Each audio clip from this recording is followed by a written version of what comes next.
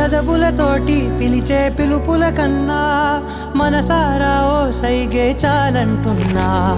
అడుగులతోటి దూరం కొలిచే కన్నా దూరాన్నే గుర్తించని పయనం కానా.